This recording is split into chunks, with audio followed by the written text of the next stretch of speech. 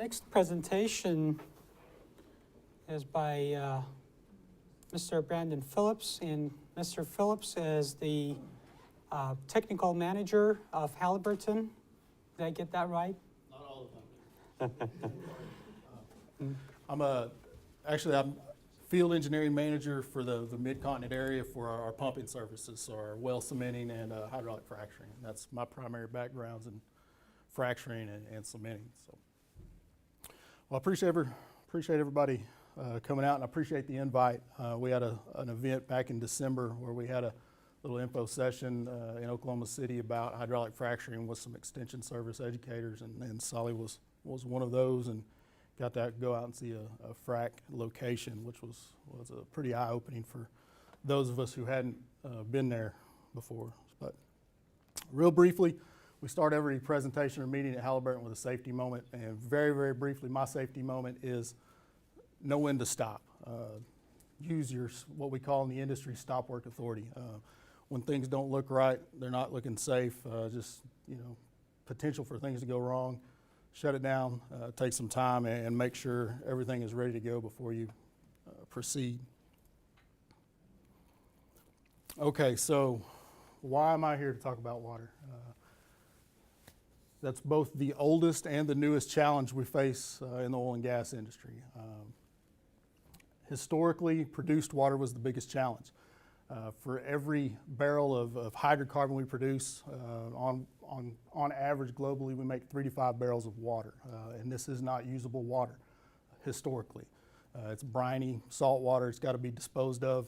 Anything that comes out of an oil and gas well is a hazardous substance, and it's got to be treated as such. So a great deal of expense has gone into dealing with that water since the 1800s.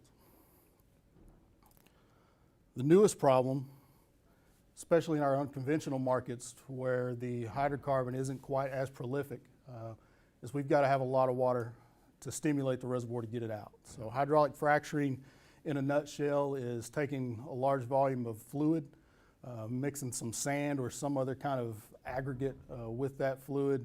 We force that under pressure into this oil and gas reservoir, create a little fracture, maybe 1/8 of an inch wide, hundreds, maybe thousands of feet long eventually. And then that gives us a conductive pathway to produce a marginally or a non-economic reservoir. All right, so that's all you ever need to know about fracturing in a nutshell. We've got a great website, and the Petroleum Institute's got a great site for that as well if you're interested in a little more technical theory. But right now, on average in the U.S., that's pretty accurate. We need about 4 million gallons of water to treat a well, and these are horizontal wells, anywhere from a couple thousand to a couple of miles of lateral wellbore going out through a shale or some other unconventional type reservoir. Flowback of that frac water, we only see about 1/3 of it back on average, and it varies from reservoir to reservoir. Some of them are very thirsty, we say. They keep a lot of our fluid. Some give us every bit of it back, and like the Mississippian play in this part of the state, those wells are notorious for giving us water. That's why there hasn't been a lot of activity in the field for the last 30 years or so. They were uneconomical to produce at the ratio of water they made to the amount of hydrocarbon you got out. So both supply and disposal is a concern. It's a cost, and it's a social issue. And then trucking, every bit of that hazardous substance conventionally has to be trucked. We can't pump it through the jointed big aluminum irrigation pipe like you see in the ditch carrying our fresh water. Anything that comes out of a well is going to be hazardous and has to be treated with the utmost care. All right, so here's a little cartoon of kind of the conventional. We get a freshwater source, whether it's from an aquifer or big watershed pond, or we pull it out of a municipal supply. That goes into the well to treat the zone. Hydrocarbon and water come out of that zone, and then that water has to be treated and disposed of, typically in an injection well scenario where you've got an old, depleted, dormant reservoir that's just got a bunch of empty space where they will inject that salt water, brine water, flow back water. So minimal treatment to make sure the well stays open and flowing, but otherwise it's produced back into another underground reservoir. And when you look at how much water is being moved around by truck for a typical well, and this was, I guess, back in 2009, about 90% of it is associated with the fracturing operation, both the freshwater supply and removal of the flowback water once the well has been treated and then cleaned up and gotten ready for production.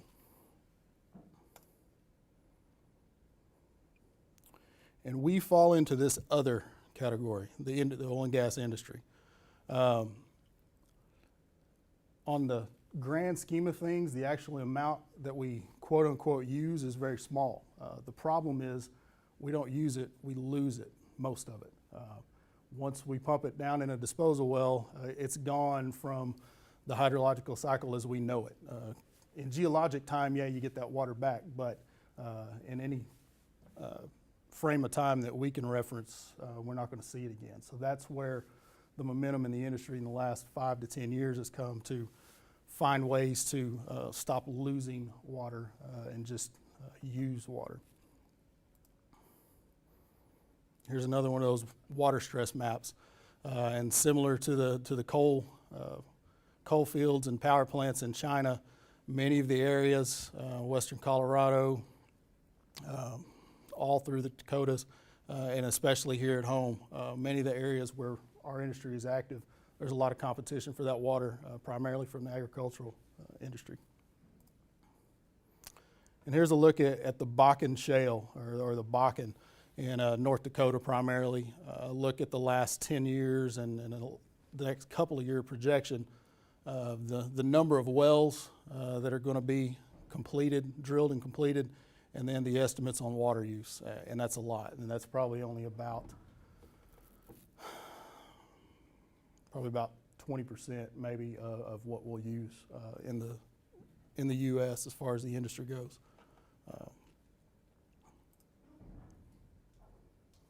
Okay, so some of the myths we faced currently and then through the last many decades. One, that we've got to have drinking water quality, drinking quality water for our fracturing fluids. A lot of complex chemistry goes into these so that we can stimulate these wells efficiently so that the hydrocarbons produced more economically. Not true, and I've got a couple of slides on that. We won't dig into it, but water treatment, just treating the water and disposing of it. That's been the answer until now. We're turning the corner and moving away from that. And we absolutely cannot continue to use fresh water just like it's a once-through commodity, get rid of it, and move on to the next barrel. And then last, the perception that recycling and reusing water is not economical, that it's too expensive. And when we're talking about recycling, we've got 3 options. Treating the water to a very high quality, i.e. Drinking water quality, to remove all of the, of course, the suspended solids, any of the particulates, and then also dissolved solids to make it very clean. So we're looking at desalinization, so evaporation, RO. That is very expensive. It's very costly. Option 2, diluting these flowback waters with a little bit of fresh water to use them. At first glance, that makes sense, but what we've seen with the chemistry in recent years is simply diluting some of that produced or flowed back water with fresh water can often complicate the regime. When we put that back into a well, we can cause problems with scale and other issues in the reservoir that can damage the productivity of that well. So not necessarily the best in every scenario, although there are lots of applications today where we're diluting large amounts of produced water with a small fraction of fresh water. And then option 3, treat the water just enough so that we remove the properties that are going to make it detrimental to an oil and gas reservoir, and then we custom tailor the chemistry of our frac fluids to meet whatever water that a customer brings us. And we're doing that on a very, very large scale currently all across the U.S. And that'll continue to grow in the next several years. Okay, so some of the things we see in waters that come out of these reservoirs, so hydrocarbons, manganese, strontium, you name it. The variability is through the roof. There's not a typical water is not a typical water. Even within different wells in the same field, in the same relatively small area, you'll see differences in the water properties. So we've got a lot to contend with, I guess, when we're tailoring the chemistry of these frac fluids. So a little bit of due diligence in the lab goes a long way. And like I said before, the different reservoirs will give us different amounts of water. Some, absolutely none. Some of the very deep dry gas reservoirs, we frack a well, it flows back, anywhere from 30 to 60, 70% of our frac water, and then you never see another drop again. But those are very deep, hot, high pressure environments where liquid water can't exist, typically. And as you increase the number of wells in a field, of course, the amount of water comes up. Unfortunately, the early stages of field production is when you need the most water. You've got the most wells in the construction and completion phase and not in the production phase. And that's kind of what this slide, we need a lot of water for stimulation purposes. In a new field, there's not a lot of produced water to utilize.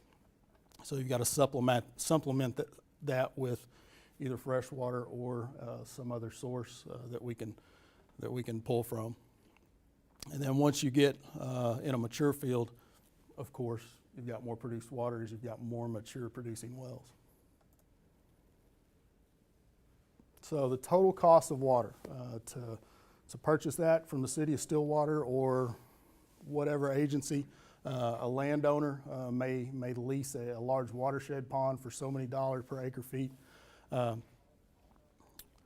to acquire water, transfer it to a well, whether it's via truck or using irrigation pipe if it's a freshwater situation, transfer the water, the flowed back water from the well to a disposal site and then dispose of it can vary. If you're very near a disposal site, it may be relatively cheap. In some cases, you may have to truck it to another state to dispose of it. In the case of the Marcellus and Pennsylvania, so highly variable, but that gets in an operator's pocket pretty quickly. That all of a sudden makes a profitable venture not nearly as profitable.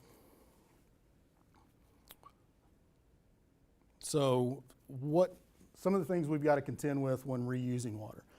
First and foremost, when it comes to the well, we don't want to damage that reservoir because that's the source of all the value. That's what keeps natural gas relatively cheap, and that's what has gotten that import curve for our liquids on the downturn.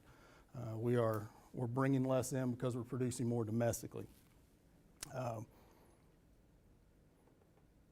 So if the fluid we pump down in this well is carrying solids and just suspended solids and other particulate matter in the fluid, that's going to damage the productivity of that wellbore of the formation. As you can see here, this is just a cutaway piece of pipe with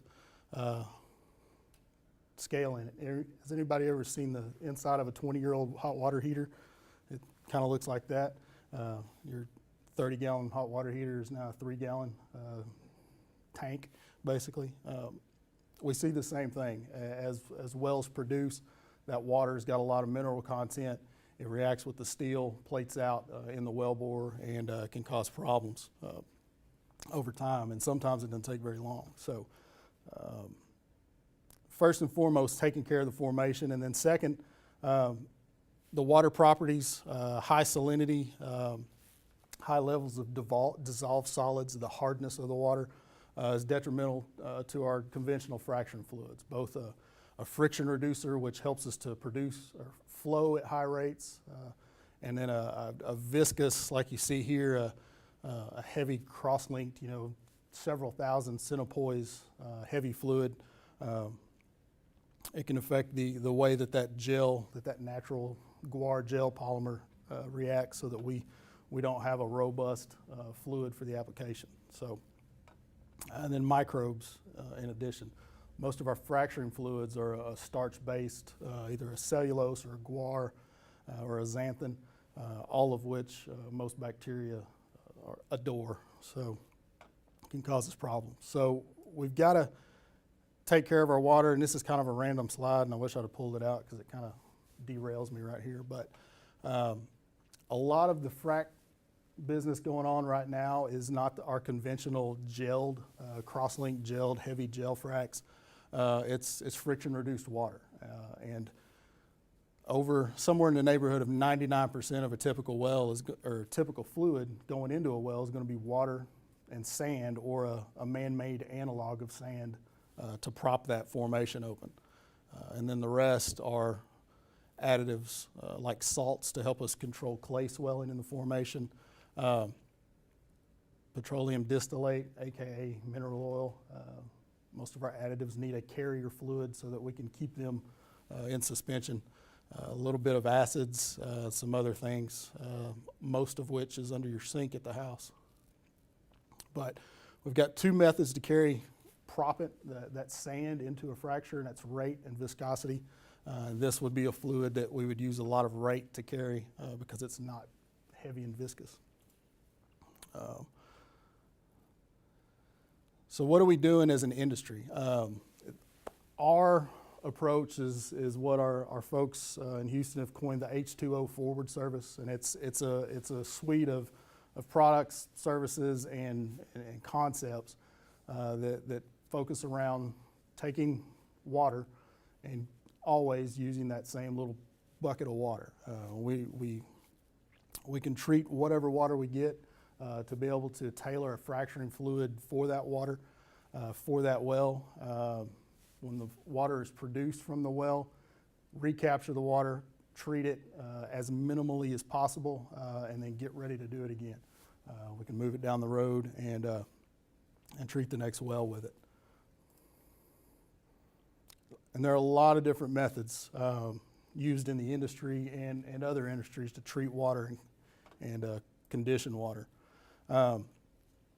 On the low end of, I guess, water value added means it's better water, it's more potable or closer to potable, and then the actual cost per barrel of treatment. So filtration, I think that's supposed to be hydrocyclone.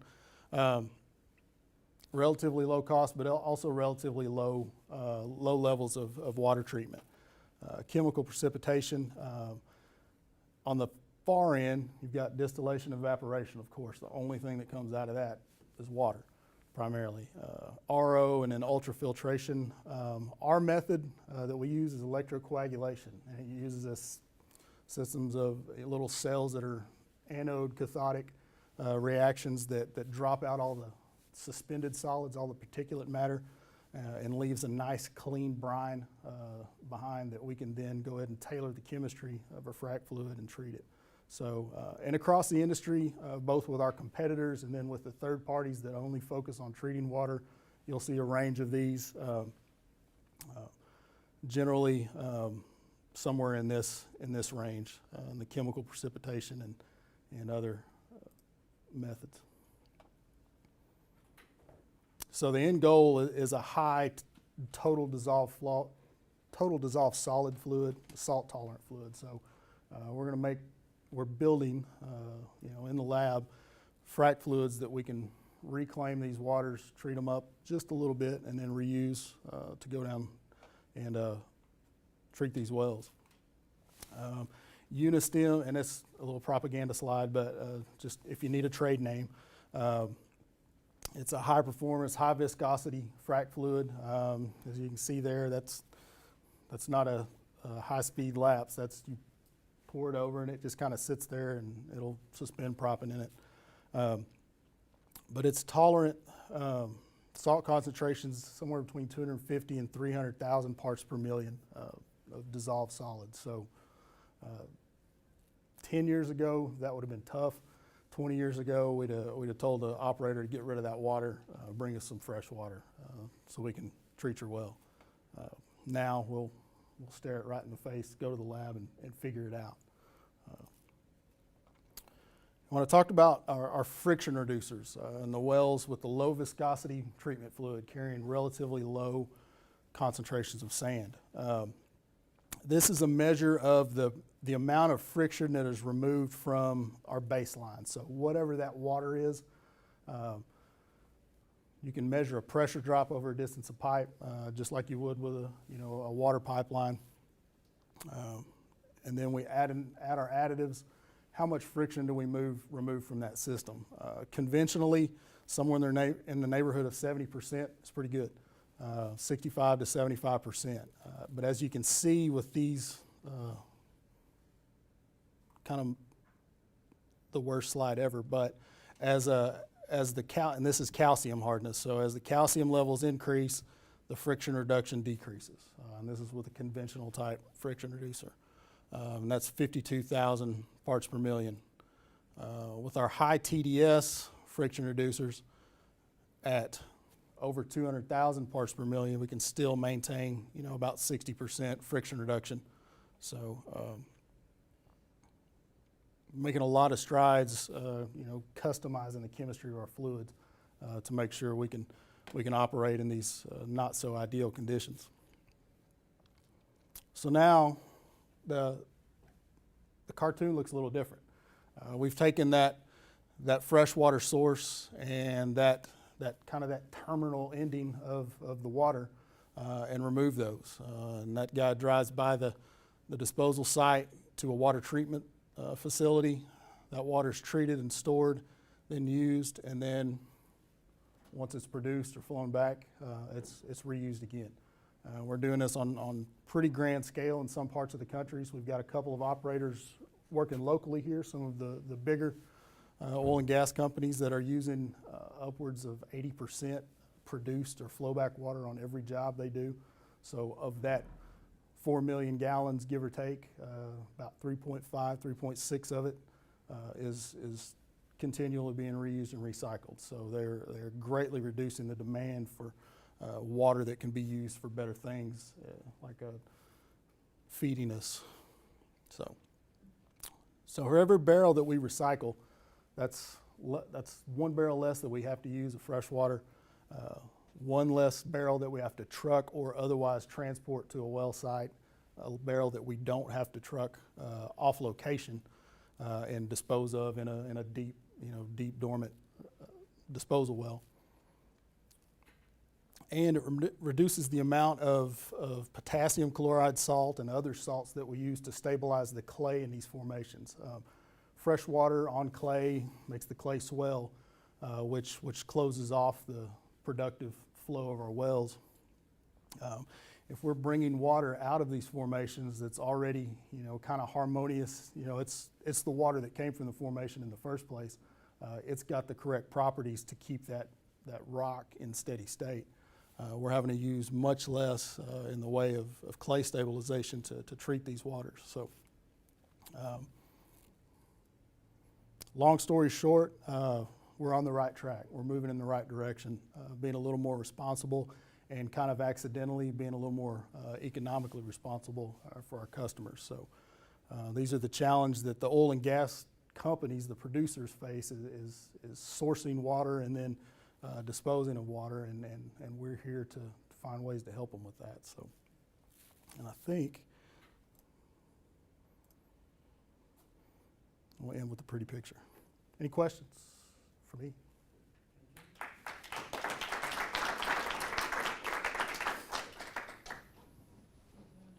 Gonna let me off easy? Yes, ma'am.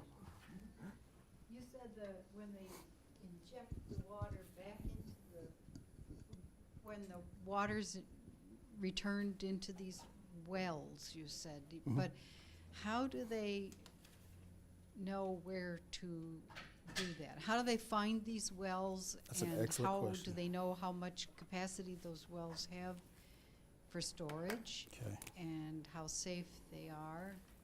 I'm going to draw a picture. Okay. I think this is dry erase. I hope it's dry erase. If it's not. Okay, so here's our ground level. Got a wellhead, and then a well bore. And this is steel pipe. We drilled a hole, and then we filled that with cement, which was, that's how we started in the industry. Mr. Halliburton patented and pioneered the method we use to cement oil wells. Now these reservoirs, these rock layers down here are typically several thousand feet below. Right now, most of the work going on in this area is anywhere from about 4,500 to 6,000, 7,000 feet below the surface of the ground. So we're mile and a half down. And this is what we consider relatively shallow hole country. Just as these formations produce oil and gas, some formations down there are highly porous and don't have any kind of fluid present in them. Or they're an old, depleted zone that's produced all of the hydrocarbon, oil, natural gas that it's had in it, and now there's the opportunity to put fluid back. And what we will do is shoot holes with these tiny little explosive charges that put about a ½ inch hole in that pipe, and then punches, the steel pipe and then the cement, and then several inches or a foot or two out into the rock, so that you've got a pretty controlled pathway. The only, if done correctly, the only pathway for fluid to flow is out of that reservoir and into the pipe, or vice versa. And then generally in most well bores, we've got about 3 different layers of pipe, alternating pipe, cement. So we start with a big pipe and get down smaller and smaller as we go. So when you get up here at the 500 to 1,000, 1,200 foot mark where your aquifers are, we've generally got 3 layers of pipe and cement to give us just a little bit more barrier to make sure that nothing down here ever gets in here. And that's the first thing we'll do is they drill a large diameter hole and put a big piece of pipe in it. We cement that all the way to surface, and then they continue to drill and put subsequently smaller strings of casing in a well. So then the fracked water, the treated water goes into the same spot where you dug your well, where Right. you drilled your well. Right, and a disposal well will typically be purpose drilled for disposal, because they have to put special pipe with plastic lining in it so it doesn't corrode. But it's the same concept. The drilling process is the same, the well construction process the same, and then at the end we just they dispose of water into it instead of producing hydrocarbon out of it. How long does that well last? That's a question I don't think I can answer. I would imagine on the order of probably is similar to a producing well. Some of our wells only produce for 4 or 5 years. Some of them, I've done work on wells down near Velma in south central Oklahoma that have been producing and drilled back in the 40s. So it kind of depends on the size of that reservoir down there. The geology makes all the difference. So. But I would imagine quite some time. So that water will stay there, it won't move, it won't do anything, it'll just stay right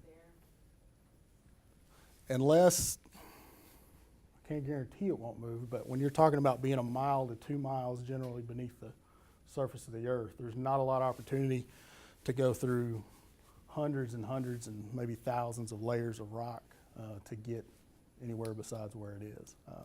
Typically how these you know, if this were a hydrocarbon bearing formation, typically on top of that, there's a layer of rock that is completely impermeable. So that we call a trap. So as that hydrocarbon, as the organic material matured and turned into oil and natural gas, it had a cap that it bumped up against, and that's where it's captured. And that's kind of how we find it most of the time. Okay. Thank you very much. All right. Thank y'all.